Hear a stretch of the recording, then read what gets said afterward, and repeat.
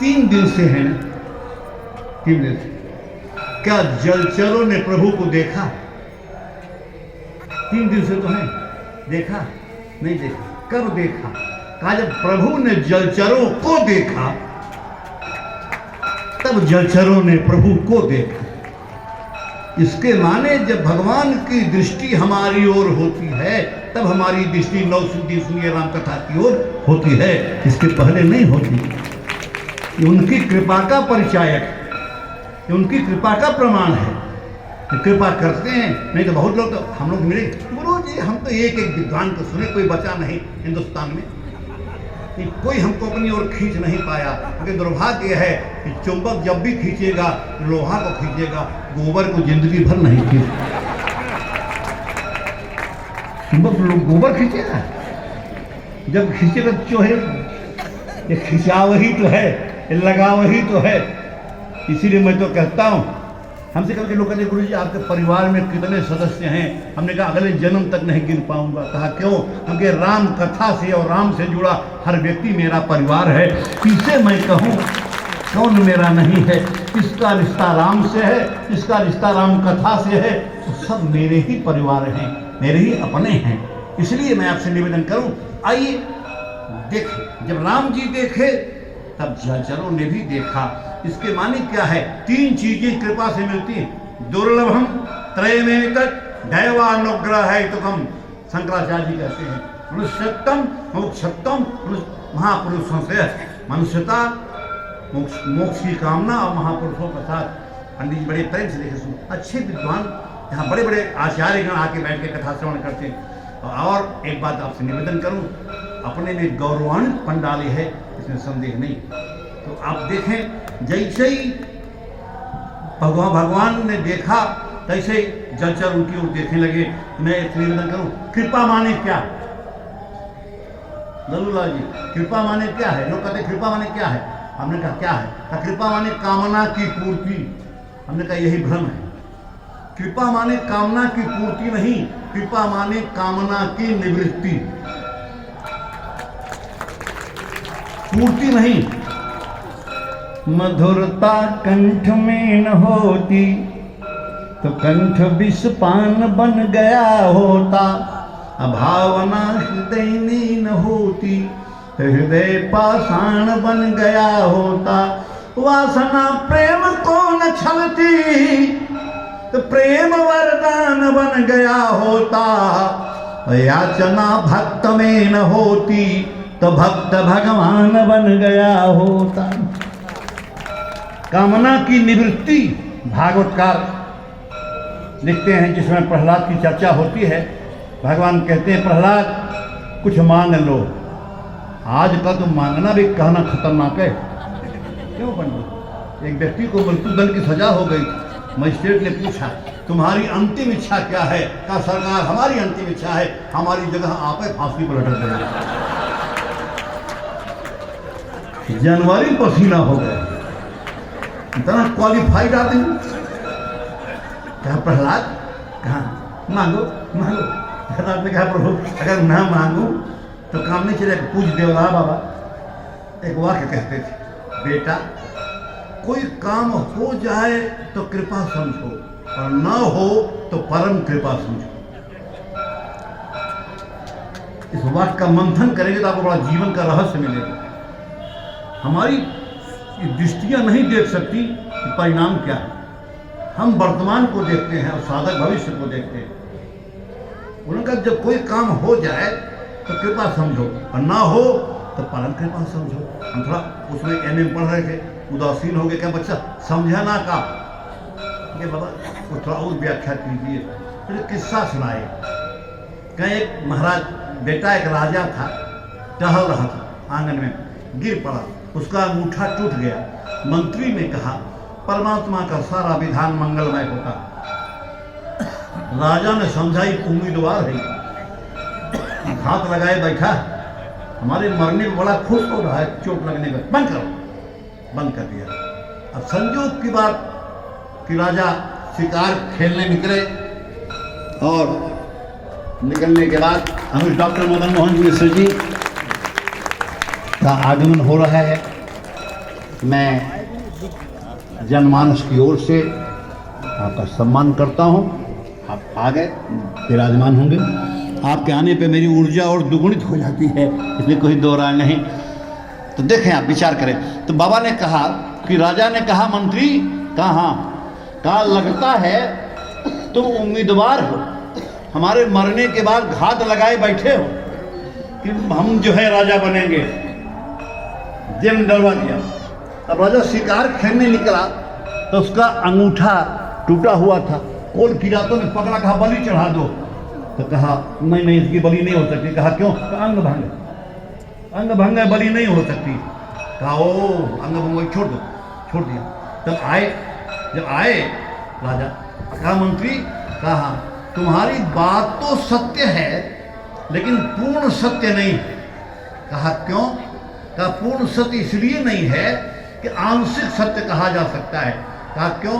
कहा परमात्मा का विधान मेरे लिए तो मंगलमय हो गया, मेरे लिए। मैं तो छूट गया, अंगूठा टूटा था, मेरा तो मंगल हो गया, लेकिन तुम्हारे लिए तो मंगलमय नहीं हुआ। मंत्री ने कहा सरकार आपके लिए मंगलमय हुआ, हम मेरे लिए महामंगलमय। कहा क्यों? कहा अगर आपने मुझे जेल में न डाला होता, मैं बाहर रहा होता, तो आपके साथ मैं भी गया होता।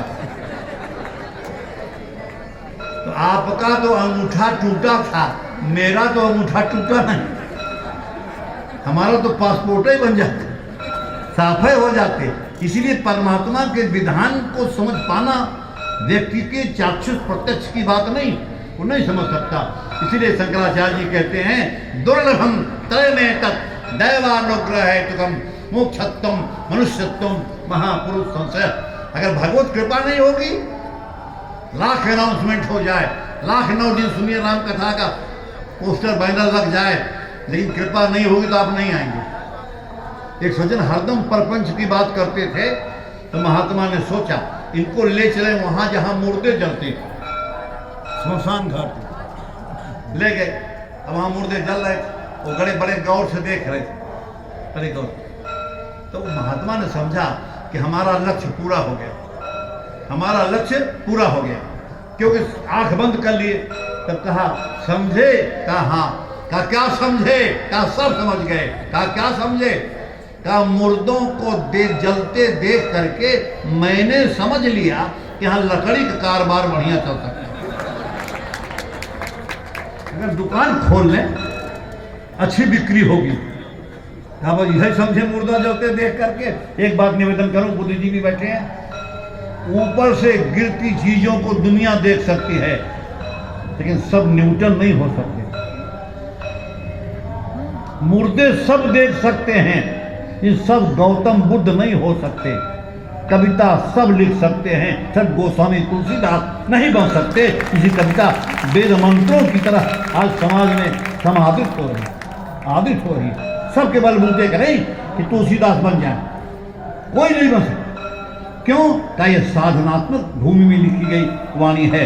हमें तो कभी कभी लिखता है, डॉक्टर मदन मोहन जी बैठे इसलिए कह रहा हूं, हमें तो लगता है कि वेदों की भांति मानस भी अपौरुषेय, जैसे वेद अपौरुषेय हैं, वैसे श्री राम के मानस भी अपौरुषेय है। कहा क्यों? कहा किसी मानव की रचना में इतना आकर्षण हो ही नहीं सकता तो कभी पुराना न हो जीवन। चार चिराना वो समझ लिखते, चिराना माने पुराना। जितना पुराना हो रहा है उतने आकर्षक हो रहा है, उतने सुंदर होता जा रहा है, उतने आकर्षण बढ़ता जा रहा है। तो मैं आपसे निवेदन करना चाहता हूं, आइए विचार करें। बड़ी गंभीरता के साथ आप श्रवण कर रहे हैं। कल मैंने निवेदन किया था, परिवार को सुखी बनाने का महामंत्र श्री रामचरितमानस। एक सूत्र लिखा रहता है, सुखी परिवार, छोटा परिवार, सुखी परिवार। अच्छे लोग बैठे, किसी के कई लड़का हो और सुल्ताना डाकू हो जाए तो परिवार सुखी हो जाएगा। और किसी के एक बिटिया हो फूलन देवी हो जाए और भयंकर रूप ले ले। इसलिए सुखी परिवार नहीं कहा, तब कहा सुखी परिवार कब होगा? छोटा एवं संस्कार युक्त परिवार ही सुख का आधार है। परिवार छोटा हो और सुखी हो। क्योंकि लल्लूलाल जी बैंक से जुड़े रहे, इसलिए पहले इन्होंने कार के लिए लोन दिया, आज राम कथा के माध्यम से संस्कार के लिए प्रेरणा दे रहे हैं। क्योंकि कार बैंक दे सकता है, संस्कार बैंक नहीं दे सकता। उसके लिए ऐसी जगह पे आके बैठना होगा। अच्छा, आपसे निवेदन मैं शुरू में कर रहा था, सुख की तलाश में हर व्यक्ति व्याकुल है, लेकिन एक बात बताऊं, सुख है क्या? दर्शन में कहा गया है दुख की विस्मृति ही सुख है। जितने क्षणों तक हम दुख को भूले हुए हैं, उतने ही क्षण हमारे जीवन में सुख है। मैं कहता हूं जितने क्षण यहां लोग बैठे हैं, किसी के मस्तिष्क में कोरोना नहीं है। अगर कथा के पंडाल से कोरोना इतने क्षणों विदा हो सकता है, कथा के माध्यम से कोरोना विश्व से विदा हो सकता है। आवश्यकता है राम कथा के प्रचार प्रसार की, उसे व्यापक बनाने की आवश्यकता है, तब जाकर के कार्य बनेगा। तो मैं आपसे निवेदन, संस्कार कैसे दे? मैं निवेदन करूं, मकान किसको कहते हैं? मकान किसको कहते हैं? कहा जहां कमरों में दीवार हो, लेकिन रहने वालों के दिल में कोई दीवार न हो। कमरों में तो दीवार हो, लेकिन रहने वालों के दिल में कोई दीवार न हो, उसे मकान कहते हैं। और सुख का सृजन संसाधनों से नहीं, सद्भाव से किया जा सकता है, भावनाओं से किया जा सकता है। सुख का संसाधनों से संबंध नहीं है। हम कहा करते हैं ना, आजकल मकानों में जाइए, sofa set, TV set, mobile set, सब सेट है, खाली रहने वाला ऑफ सेट। लगता है मिनी पागल खाना, किसी ने मुडवे नहीं की, सब डिस्टर्ब है। संसाधनों से सुख नहीं है, एक बात याद रखना, सद्भाव से सुख है। एक दिश में दे रहा हूं, अभाव के जीवन को कैसे सुखद बनाया जा सकता है, इसे देखें आप। वैभव को लात मार के राम जंगल की ओर जा रहे हैं। चिंता है कि सीता को दुख मिलेगा, लेकिन सीता कहती है सब कुछ छूट जाएगा, कि पति का स्नेह तो नहीं छूटेगा। नाह नेह नित बढ़त बिलो की, यह रसित रही दिवस जीनी को की। नाह नेह नित बढ़त, नाह ने राम का स्नेह निरंतर बढ़ता जा रहा है, कहना नहीं पड़ता, एक दूसरे के मनोभाव को जानते हैं। जंगल पथ पे चली थी ना, जैसे ही 2 कदम चली थी सीता जी, तैसे पूछ रहे कितनी दूर चलना है। जैसे कोई इलाहाबाद से बंबई जाना चाहे, कई स्टेशन पहुंचे तो कहे कई मिनट लगेगा बंबई पहुंचने में, तो बेचारे का रिजर्वेशन नहीं होगा तो भाग जाएगा उठ के, तो पहुंचते पहुंचते पागल कर देंगे। 2 कदम चली, गोस्वामी जी लिखते क्या है, कसी रघुबीर बधु, अधैर्य धीर दये मग में डग द्वय, कि झलकी भर भाल कनी जल की, पुट सूखी गई मधुराधर द्वय। घूम के तब पूछती हैं चली वो अब के को, पर्ण कुटी करी हो कि तवे, तो तुलसी रखी आतुर ताती की, अखियायती चारू चली जल चोए। पूछते कितनी दूर चलना है, तो सीता जी कहती है, राम जी कहते कितनी दूर चली हो। अनुज कहते हैं ना, एक सज्जन भोजन कर रहे थे, जब 80 पूरी खा चुके तो खिलाने वाले ने कहा, अरे बीच में पानी नहीं पिएंगे? कहा पहले बीच आवे तब न, अभी तो जायका ले रहे हैं, बीच आएगा बंद। अभी शुरुआती दौर में बीच की बात कहां से आ गई? लेकिन देखें आप माताओं, देखें ताली दोनों हाथों से बजती है। सीता जी पूछ रही कितनी दूर चलना है, तो राम जी समझ गए सीता थक गई। राम समझ गए सीता थक गई हैं, तो जानते क्या क्या राम जी ने, सीता कहाँ, सीता कह तो रही रुकने की बात, लेकिन इशारे से कह रही, क्या कहती है, कहा जल को गए लखन है लरी का। यही भाव यहाँ भाभियां भी बैठी होंगी, यहाँ देवर भी बैठे होंगे, यहाँ परिवार के लोग बैठे। सीता जी क्या कह रही, जल को गए लखन है लरी का। लक्ष्मण जी लड़का है, बच्चे हैं, तो गिर जा रहा है और सुराम का छक्का छोड़ा देने वाले लड़का है।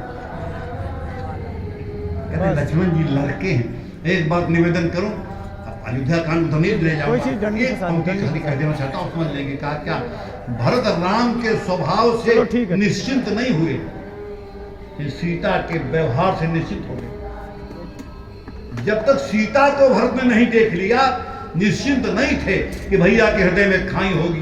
वो समझ क्या लिखते हैं, सब विधि सानु कुल लखी सीता कि भेनि सोच उरयप डर बीता। भरत निश्चिंत हो गए कि जब भाभी के हृदय में दीवार नहीं है तो भाई भाई के हृदय में दीवार कभी नहीं खिंच सकती और नहीं बनने वाली है, नहीं बनेगी। तो सीता जी कहती हैं कि जल को गए लखन है लरी, छोटे बच्चे हैं। कहा तो कहा परिखो प्रिय छाह घरी कहे ठाढ़े। कहा तो क्या करोगे जी देर में। अच्छा दे दिया, ईमानदारी से बोलना, आज कोई होता ऐसे करता, कहता क्यों मिस्टर राम,